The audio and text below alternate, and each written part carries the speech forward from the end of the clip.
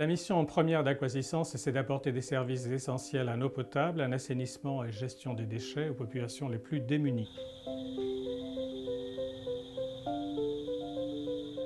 On est arrivé ici pour une étude et pour la réhabilitation d'un réseau d'eau potable qui au départ devait alimenter 20 000 personnes.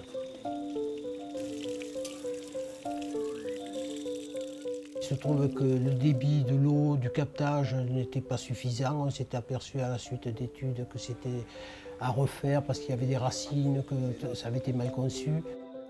Nous étions là surtout suite au commencement des travaux. Donc on était là pour un contrôle.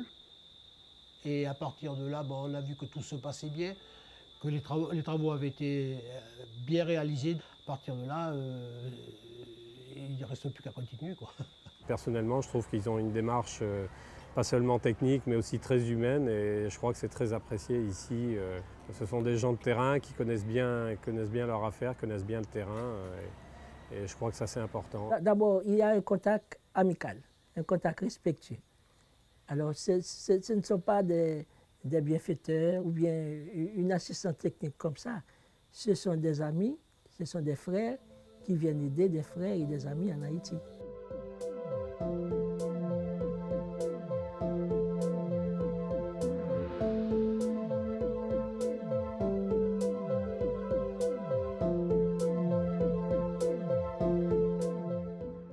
Aquasistance, c'est une association de salariés et de retraités de Lyonnaise des Eaux et Suez Environnement.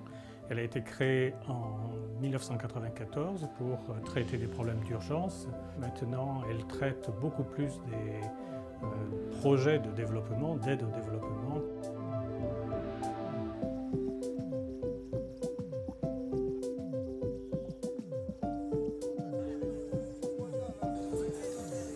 La mission consistait à alimenter un petit réservoir qui lui-même alimente 5 bornes fontaines à partir d'un grand réservoir qui se situe 250 mètres plus bas. On a fait les essais, je suis monté au réservoir, je suis arrivé là-haut, l'eau coulait, tout le monde voulait se servir déjà de l'eau, tout le monde était sur le réservoir, tout le monde criait de joie parce qu'enfin ils avaient l'eau, quoi. C'est vrai que dans toutes les missions que l'on fait, la plus grande satisfaction, c'est quand les gens ils arrivent et qu'ils vous embrassent, ils vous prennent dans les bras. Et voir l'eau couler comme ça, pour eux, c'est un miracle.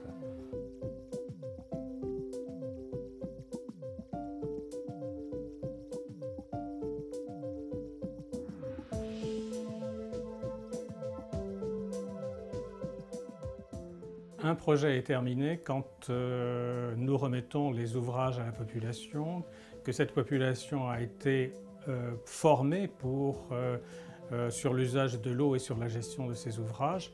Et bien sûr, ça n'est pas tout à fait terminé pour nous puisque nous retournons sur place, nous suivons en permanence pendant 2 ans le fonctionnement de ces ouvrages.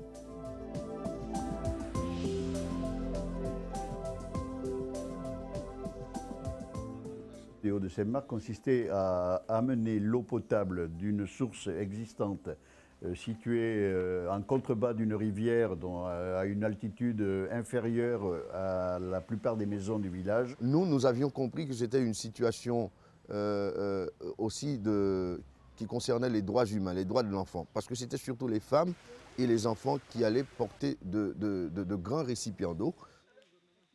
Le projet est terminé maintenant depuis plus de 2 ans. Moi, j'ai été absolument estomaqué par la qualité des installations à ce jour. Les gens sont super contents.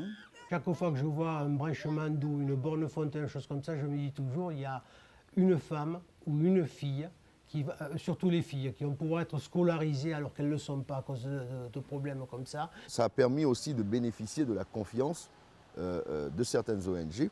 Avant ce projet, il n'y avait pas d'acteurs internationaux dans cette zone. Mais maintenant, ça pullule, quoi.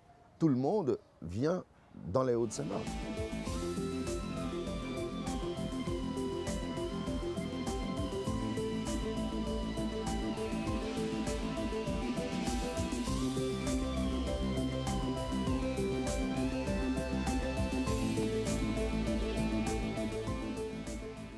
S'il fallait définir une philosophie pour Aquasistance, je crois que c'est apporter de l'aide professionnelle, sans discrimination vis-à-vis des populations. Mais il faut commencer par une mission et après c'est un virus et on peut plus s'en défaire.